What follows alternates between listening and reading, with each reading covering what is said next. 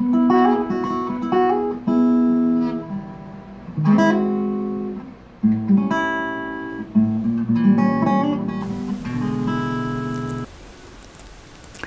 back to this shared spiritual journey, and for me, a journaling process.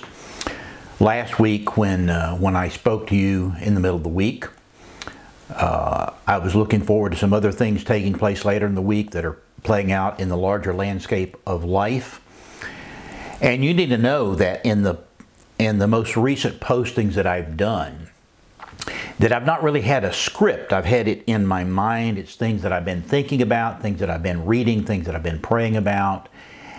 And then I sit down just simply to share my heart, not really knowing what the results are. Some of it's predictable. Some of you are regulars who log on either through Facebook or YouTube, some other venue perhaps, and watch, and most of you will make no response or comment to what I do. I might get the occasional thumbs up or a nice heart emoji from those of you that love me in spite of myself. But last week was truly unique. As I delved into an issue that I have a growing awareness of in deconstruction, people that deconvert from their faith, and my concern about the variables that contribute to that, because for personal reasons, because I have family members that have gone through this, that without anticipation or expectation, a couple of people that I do not know and are not regular viewers of the channel actually chimed in. One of them to make some snarky comments about the set of the video that I took the screenshot of the three Christian celebrities who had walked away from their faith and had come back and now were really apologists for Christianity. But the first one was a true sort of acknowledgement of their own personal struggle, and they had some questions of clarification for me. And I was glad to, post a return comment to them that I did not get to until sometime in the weekend. And then I reached out to a friend, one of those among you who watches on a regular basis, Mike Fahey, who was a friend from Maryland. He served in the church at First Baptist Brooklyn before we went there, and then he stayed around in another capacity with the denomination, and we've continued to be friends. He and Belle have been on our home here, and I reached out to him because I knew this was an area, and plus too, his very complimentary words about what I had shared. And I'm always surprised at the kind words and then the source that they come from because of my high respect for him. And so I asked him to log on and to comment on the comments to those who had written in. Because apparently this is an issue or a subject matter that, frankly, I don't think most Christians, certainly not most evangelicals in churches, whether they're thriving churches or dying churches, are really aware of. I know that from my own journey, that having grown up in a pastor's home, a believing home, having entered faith at a young age and shared that journey, it's almost like that's a cloistered world, that everything that takes place that we encounter in life outside of that is viewed, experienced through that filter until we reach a certain stage in life. And we start thinking for ourselves, because most of the time we just simply assume, because of the source, the credibility of the sources we hear and learn those things, that we never stop to challenge those. And then if we move into adolescence and we're exposed to the larger world in life, that it causes some, but not most, to step back and say, is this really true or not? And so here we are in 2023 with churches, whether they want to admit it or not, have people among them, unless they're past that tipping point of death and it's merely some of the senior saints who have hung around hoping for better days, not really sure whether there's anybody can help them, or they could. And then now, in this window of history, as we're watching it and experiencing, we see the things that are taking place, not just in the Ukraine, but now in Israel. And I know that many who have grown up in evangelical circles have been thoroughly immersed in eschatology, the study of last things, who've attended conferences and read books and heard sermons about those events surrounding the second coming of Christ. Many are starting to think, well, perhaps we are there. And I've had a friend reach out from the Philippines who asked me that question: do you think that we are in the last days? And my response is, with the ambivalence that I am capable of, well, it depends on what you mean by last. At what point in the timeline does it become last before you get to the end? And I said, well, basically, frankly, on my view of what Jesus said is supposed to take place before that, I really don't think that we're there. As bad as we think it is, I think it will be much worse before the end comes. And I'm okay being wrong. But sometimes I get the feeling that those that are thoroughly immersed in this kind of thinking and are watching with wonder and expectation, if it's not just hopeful. You know, they're okay with Jesus coming back and wrapping things up and moving on and not have to fill out another tax form or answer another stupid, question, or have another politician call them looking for their vote, or on and on and on in ad nauseum. And at the same time, I wonder how many of them are looking around in their life at their world and the people that they know and they care about and asking the question, is everyone I know ready for that day? And if we can say, well, I'm pretty sure they are not, then what are we doing with our time and our effort and our opportunity and our relationship to communicate the hope of the gospel to them so that they can be included with us? And I think, to our shame, I don't believe it would be true of most of them.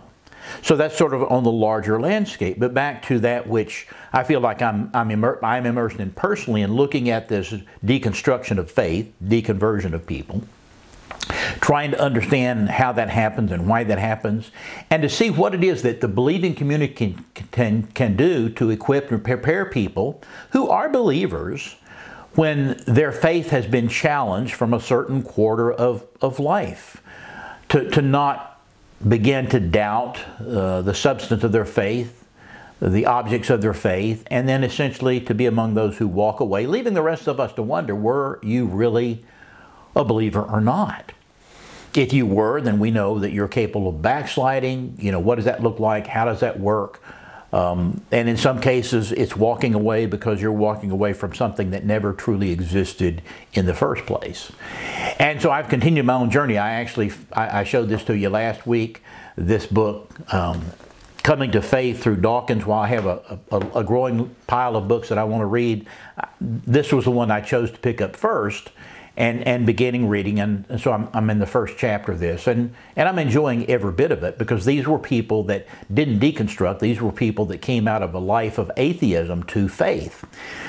And somehow that plays into this whole dialogue that we're a part of. Because typically people who deconstruct and walk away from the faith don't just stop being a Baptist and become a Catholic, or a Methodist and become a Church of Christ, or become even an Orthodox Jew. They simply walk away from the faith in toto. That they move into a position of agnosticism at the very least, saying, well, there's probably something out there, but we don't know what, and we can't know. And some go as far as to walk away into complete atheism. And it's up to you to decide how honest anyone is, including yourself, about where you really stand. And is there any substantive difference when the game is over, when the clock runs out, and there's an accounting of our choices and our positions and our beliefs? Is it going to make any substantive difference whether we don't believe there's a God, or believe that there's not a God, or believe that there might be? One of the things that was posted out of this book from Dawkins was that in England some years back, there was a big movement brought on by the New Atheism, where they had big signs put on the city buses that said, "There probably is not a God, now just live your life." And that becomes the sentiment of many.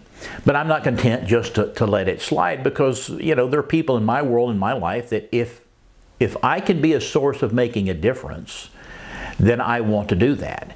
If I can help encourage others to prepare and equip to be voices of truth in their world, in their circle, to discourage people from sliding into that place of uncertainty and doubt about their relationship with God, then I think I have a moral, spiritual obligation to do that. And so I continue to explore that. And God is, I want to say He's entertaining in the doors that He opens and the connections that I make and the conversations that I have that I'm delighted in, and you know, we'll be watching to see what God does next. So looking for a text sort of serve as the backdrop of our time today, I come back to one that I've used before. It happens to be one of my favorite chapters in all of the Gospels, and probably in the interest of time, I'm not going to read the whole thing. I would encourage you, if you get your Bible, to read the whole thing. And if you want to pause the video right now and read the whole 9th chapter of the Gospel of John, that probably would not be a bad thing to do. So I'm going to just read a portion of that, because that serves our purposes better in the interest of the time that we actually have. The scene, the scenario is there that Jesus and His disciples, in the midst of Jesus' ministry, are walking along, and they encounter a man who was born blind. And the apostles, those original 12, they demonstrate really how dense they are in terms of theological substance. Because their question to Jesus was there something this man did or something that his parents did that he was born blind? Now, do you get the substance of that question? Is there something he did before he was born that led to his blindness? Or was there something that parents did that led to his blindness? Now, that was a common thought in those days, that the sins of the fathers would be visited on their children, and this could be a consequence. And Jesus' response was, both answers were wrong, patently wrong. This man is in this condition because God has something He wants to do in his life. Now, for those of us who walk in faith, we're good with that, because we understand that. But for those who don't understand the faith nature of a belief in God, that strikes them as rather odd, because it's beyond their scope of understanding. So the conversation goes forward, and Jesus sets in motion the balance of the chapter, that He prepares an unconventional method to apply, we would call this true homeopathic treatment to this man's eyes. And he's told to go wash, and he does, and he comes back with his eyes having been healed. And because he cleans himself up, because for the first time in his life, either on a polished piece of metal, which is what mirrors were made out of in those days, or actually looking into a source of water where he could see his reflection, he actually saw what he looked like. So you can be certain that, you know, he wet his hair and groomed it back and washed his face. So now he was presentable, and he became very aware of his appearance. And so as a result of that change in his outward appearance, he was the same man, but not.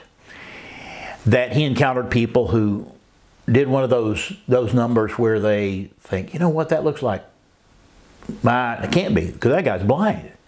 And as he's hearing, it's really funny that you've seen this, that people that are blind and folks that are around them talk loudly as though their problem isn't blindness but deafness. And they have the humorous comebacks on that. And I think that's probably what happened. This man overheard the conversation. He goes, it's me. You're correct. And so they began to inquire, well, now, you were born blind. Now you're not blind. So how do you explain that? We've never heard that before. And as the story unfolds, then he's brought before the religious authorities, because anything that has to do with a spiritual nature, the concept of God or God's interacting with humanity, was always interpreted by the religious authorities in those days. And so this man was brought before the religious authorities, and they asked him, is it true, were you born blind? And so how do you explain your coming to sight? And he simply recounts the details of what happened to him. And they challenged him because he wasn't qualified. He didn't have enough letters after his name to really talk about things that were supernatural in their nature. And so they called his parents in and said, is this your son? Well, yes. Was he born blind? Yes. How can he see? And I'm pretty sure that one of the first things that he had done upon receiving his sight is he had gone home and walked in the door, and you can imagine the shock of his parents, having seen him, seeing them see him for the first time. And the kind of conversation and celebration that they had in that moment, that's something that they never imagined. You know, they realized that when he became a man that, you know, that he was going to have some sort of support. And so, you know, essentially they groomed him to sit in a public place to hope for the mercy and the generosity of others who would give to him. And so here they are trying to give an account to the religious authorities in their day about their son. And the first two questions were quite easy for them to answer. And it said when they were asked, now how do you explain this? It said because they were afraid of being kicked out of the synagogue. Because everybody had warned that anybody who acknowledged that Jesus just might be a prophet, certainly the Messiah, that they would be excommunicated. And his parents, to their shame, were more concerned about their social standing in the synagogue than they were about the truth and integrity about what had happened to their son. And they deflected. They said, beats me, beats us. He's old enough, ask him. And that wasn't satisfactory, and so they were excused in that moment, and the conversation cycled back around to him. And it's entertaining in this moment. In verse 13, they brought the man who was previously blind to the Pharisees. It was a Sabbath day when Jesus had made the mud and opened his eyes, and they asked him how he had received his sight. Now that's the first interrogation. So after having asked his parents, that said on verse 24, so for a second time they summoned the man who had been blind and said to him, give glory to God. We know that this man, talking about Jesus, is a sinner. He then answered, whether he is a sinner, I do not know. One thing I do know, that though I was blind, now I see. So they said to him, what did he do to you? How did he open your eyes? And he answered them, I told you already, and you did not listen. Why do you want to hear it again? Do you not want to become his disciples too? Do you? And they spoke abusively to him and said, you are his disciple, but we are disciples of Moses. We know that God has spoken to Moses, but as for this man, we do not know where he is from. And the man answered him and said to them, well, here is an amazing thing, that you do not know where he is from, and yet he opened my eyes. We know that God does not listen to sinners, but if someone is God-fearing and does his will, he listens to them. Since the beginning of time, it has never been heard that anyone opened the eyes of a person born blind. If this man were not from God, he could do nothing. And they answered him, you were born entirely in sins, and yet you are teaching us. So they put him out. Interesting. Very interesting. The man goes away. He's somewhat been abandoned by his family. He has been kicked out of that social construct of the synagogue. And, you know, his former acquaintances are now actually afraid to be associated with him because of the risk to their own social standing in the community. And the account says in verse 35, and Jesus heard that they had put him out. And upon finding him said, do you believe in the Son of Man? And he answered by saying, and who is he, sir, that I may believe in him? And Jesus said to him, you have both seen him. Isn't that interesting? You've both seen him. Now your eyes are open. And he is the one who is talking with you. And he said, I believe, Lord. And he worshiped him. Now you can read the rest of it. It's not necessarily germane, except for those people who weren't willing to acknowledge what had happened and to accept the only explanation by the person who was in the center of this. Now let me be honest up front, because I've heard this over the course of a lifetime in spiritual leadership and talking to people about understanding what they believe and why. I've heard people go on the record that your testimony is the most powerful thing that you have because nobody can dispute that. I will dispute that statement.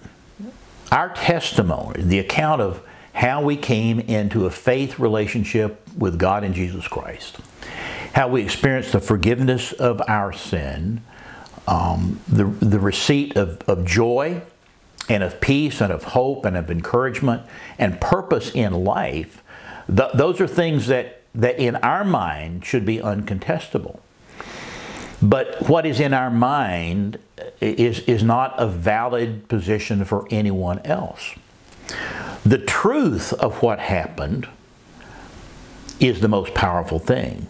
Now, our telling it can be important for people that want to hear the story. But as in this case, telling the story is not necessarily convincing or persuasive to anybody, regardless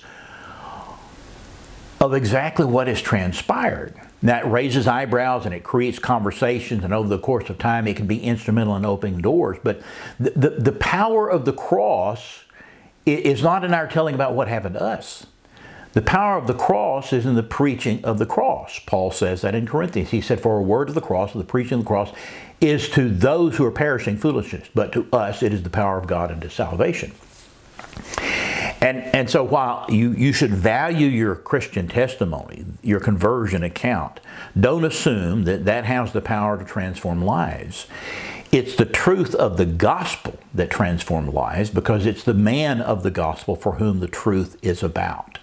So let's be clear on that. So the question is, where then does this stand in this conversation about helping others prepare themselves for their faith being confronted, or to equip young lives who are finally moving out from the shadow of the belief system of their families and their parents and hearing questions and challenges and statements that they've never heard before, and which may unsettle their faith and encourage them to deny the faith, to walk away, becoming either an agnostic or an atheist.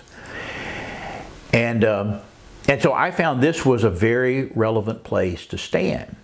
Because in my, as I continue to watch, as I continue to read, I do that. And then in the course, I will, thank goodness, I like YouTube, because I can see interviews with people. And I mentioned last week that one of the foremost challenges to people of faith, who's the apostle to the apostate, Bart Ehrman. You know, I've had some things, I don't know him, I've never met him, I can't stand to listen to him because of his arrogance. That's a true turnoff. So, you know, I will read something that he has said, but I can't personally stomach him, so I watch others who have.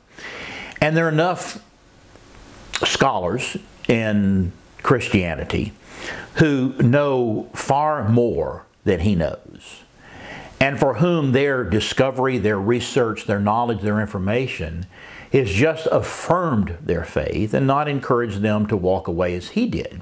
And certainly not encouraged them to walk away and then turn around and become combative and try to draw other people away. I'm sort of reminded of the old adage that, you know, not only does misery love company, but sin does too. You know, it's just the remarkable thing that in adolescence, when somebody is making a choice to do something they think that is morally wrong or spiritually wrong, they always want to invite somebody else to share that journey with them. You know, which is the reason that people that are in addictive behaviors and contexts, whether it's alcohol or drugs or pornography or whatever it is, you know, while that's a solo attraction for them, somehow they feel a little bit better if somebody else is doing it with them. So maybe they're not as wrong or as bad as they thought. And so we invite other people in that. And that's Ehrman. It's like he's not content to have no faith unless he has done his dead level best to destroy the faith of others. And somehow that justifies and rationalizes in his mind. And so I came across a man by the name of Dr. James White, who I'd never seen him before, but man, is he all over YouTube. He's a Bible scholar. And he has actually had a debate with Bart Ehrman. So I watched an interview with him this week where he talks about Bart as a person and Bart's preparation for the debates and what he did and what he didn't do. And listening to what he had to say, and I think this is true of the religious authorities in Jesus' day, who disputed the account, the undeniable reality of what happened in this man's life they did not deny what had happened. They denied the explanation for why it happened or how it happened. And it's like this is the position that I'm seeing with what's called the new atheism. It's not new any longer. It came, 9/11 was a primary source of, the new atheism, because it gave people who were atheists already a platform to say, look and see what religion does to people. That the crazies in 9/11 that flew those planes into buildings and killed thousands of people, they were religious zealots. And for the atheists, then that grouped all people of faith in that same category. And so they began to interpret all of history through that lens, through that filter, through that paradigm that says that all the evils that have ever existed in the history of man has been caused by religion. Therefore, all religion is evil. We're better off to believe there is no God than to believe in a God that leads people to do that. Now, if you step back and listen to that kind of logic, it's like the guy that, and you heard me tell this, the guy who was experimenting with grasshoppers, and he took a grasshopper and pulled the leg off and said jump, grasshopper jump, and he jumped, and he pulled another leg off, and it continued to jump until he pulled off the last leg, and the grasshopper just laid there. And he wrote his scientific conclusion was that grasshoppers without legs cannot hear. It's the same kind of ludicrous logic that people that don't believe in a God, and certainly don't believe in Jesus Christ, will convince themselves of the soundness of their logic, because they say it stands the test. A grasshopper that can hear will jump. A grasshopper that cannot hear doesn't know to jump. Even so much so that one of the things that I heard from Dr. James White was Richard Dawkins, who is probably the best known internationally of people who are atheists. He's an Englishman. He wrote The God Delusion back right after the turn of the century. And he influenced a lot of people to walk away from their faith. And most of the time, he's very snarky in his attitude about people. And so I actually saw a clip of him being interviewed by another atheist, and who asked him, what would it take for you to be convinced that there is a God? If God spoke from heaven and called your name, if God rearranged the stars to spell out His identity and His recognition, if, all of these scenarios, would you believe that there is a God? And Richard Dawkins says, no, I would not, because it just might be aliens trying to trick us. And so I listened to all, it's like Sam Harris, that he's the youngest of those guys, and he's soft-spoken, and, he's contributed to a lot of people leaving the faith. And when it's interesting, he is such a Trump derangement syndrome that he went on records to say before the last election that he thought the Hunter Biden laptop was a nothing burger. It wasn't news. It didn't matter. It's not germane to anything. And he said that if the laptop was true, if all the information on it were accurate, and if there were dead babies found in the basement of his home, it would be far worse that Trump be elected as president than those things be found to be true, because those are not relevant or germane. You see how distorted and crazy the thinking is for people that don't believe there's a God, and they're so committed to say that there's not a God because there can't be a God. And I came to the conclusion, and I think this was true of the religious people in Jesus' day and this man who had received his sight, that it's like with Sam Harris or Richard Dawkins or any of these others who are undermining the faith, or Bart Ehrman mostly, that they operate with a number of givens. Given number one is I'm always right. Given number two is I'm never wrong. Given number three is if you suspect that what I'm saying is not true, go back and see number one and number two. And that's the end of the argument. It's like in James White's debates with with Bart Ehrman. You know, he talked about going in, and he said that when Bart is scholarly, said he will admit to some things that are true. He will admit that he believes that Jesus was a real person. He'll admit that he believed, you know, much of the historical evidence in Scripture, and that there's not all that much reason. Really, it comes down to the question about the problems in the Gospels, the contradictions, the things that can't be explained, the inconsistencies, and that from a scholastic standpoint, there's really only one passage that's even fuzzy, that everything else can be accounted for from manuscript documentation research. But he said in his popular writing, he takes it and spins it as though nothing in all the Bible is reliable. And James White says that, you know, when I debated him the first time, you know, he had that round room reproach that you couldn't back him into a corner because premise number one, he's always right. And premise number two, he's never wrong. And so he will never admit to any of those things. And he said, so we had one debate, and he said, when we got to do another debate, he said, he used exactly the same material. He said, I researched him. I read every book. I saw every video, because I wanted to understand what made him tick. He said he had done none of those. He had read nothing that I wrote. He had watched nothing that I had said because he was so self-absorbed with his rightness that he would not even subject himself to a fair hearing by anyone else. And then he went on to say, you know, there's something in his life that explains it, and I don't know what it is. And I would completely agree. All that being said, before we completely run out of time, that in this challenge to our faith, if there are things that we don't understand or we can't explain, or somebody comes along and they want to be scholarly and try to snatch our faith away from us by citing things, what you need to realize is that you can't trust the citations of a person for whom faith is not an option. For those to say there is no God because there can't be a God, then they're unwilling to examine any evidence.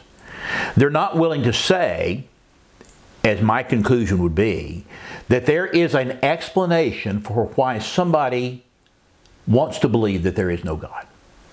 Because when you look at anthropology, or you look at the study of sociology and cultures, that without exception, over the course of human history, there are evidences that human beings have always looked for, sought after a divine being. That's a universalism. Now, how sociologists explain that, and they will say, well, you know, they end up believing it's the God of nature because something has to be there to explain what they're experiencing and all about their life. But it doesn't explain why that becomes an avenue of curiosity and questioning. What is it innate in the human species that caused him to look out for and to search for something bigger than themselves? So when you come down to, you know, something like this, an account of 12 people from across multiple disciplines, most of them highly educated, well-read, well-written, who start out embracing all that Dawkins believes in, embracing all that Darwin theorized, all that Sam Harris has said, because that was the world they grew up in, either Marxism or communism. That somewhere along the way, because they had enough personal integrity and intellectual honesty, that in this case, Dawkins was so dogmatic in his disbelief and so dogmatic in attacking others who did believe, or in the case of Bart Ehrman, what is so driving a person that he is so passionate at not just not believing, but destroying the faith of others? If there wasn't something to it. It's like the question that we've often cited, and that methinks thou protest too much. That in their very militant attack on the ideas of faith, on ideas of God, on the prospect of Jesus really being God in the flesh, of His death on the cross being a means of providing forgiveness for man and enabling a human to have an eternal relationship with the Creator. That it caused people to step back and not be willing just to buy hook, line, and sinker the fact that there can't be a God because I'm always right and I'm never wrong. And you will never prove me otherwise. And if you're the final authority on truth, if you're the final authority on intellect, if you're the final authority on evidence, if you're the final authority on everything, that your conclusions are always going to match your premise. And you know what? That makes you a fool. To not be willing to step back and say, I might be wrong. I'm reminded in this context about what is happening in Israel right now, that one of the men that was a mentor to me in my early call to preach, C.O. Jackson Jr., Brother Charlie as we knew him. You know, he'd been around the block. He was a church historian. He was a scholarly man. He was pithy. He was just a joy to be around. And because I knew that he was, he had embraced eschatology, as I'd heard about the second coming of Christ and the millennium and the tribulation and all the things that David Jeremiah is promoting today. That in one of those private moments, the question was, Brother Charlie, do you really believe that that position is true? And he looked at me and he said, son, I hope so. It did me a world of good. Here was a man that I trusted implicitly in his knowledge of Scripture, his relationship with God, his influence on people across multiple generations and decades and across the country, who at age 65 moved to Las Vegas to plant a church and successfully did so.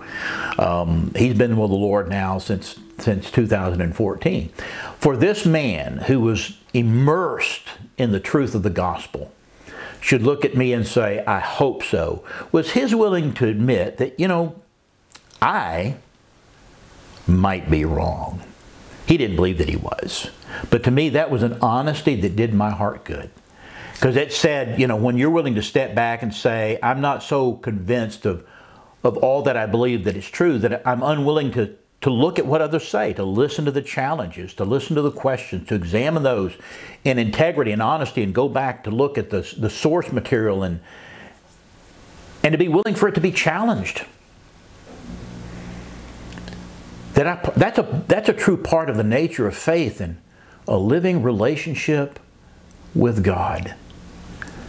So that as I go forward in my attempt at creating some sort of gathering where we can bring together people who've been down that road of deconstruction and disbelief, become like the blind man who could say to the Pharisees, he could say to the religious authorities, he said, I don't know about all that stuff.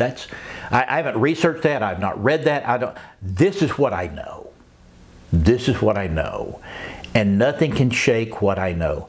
I was blind, and now I can see. And it was a man named Jesus who touched me and made it so.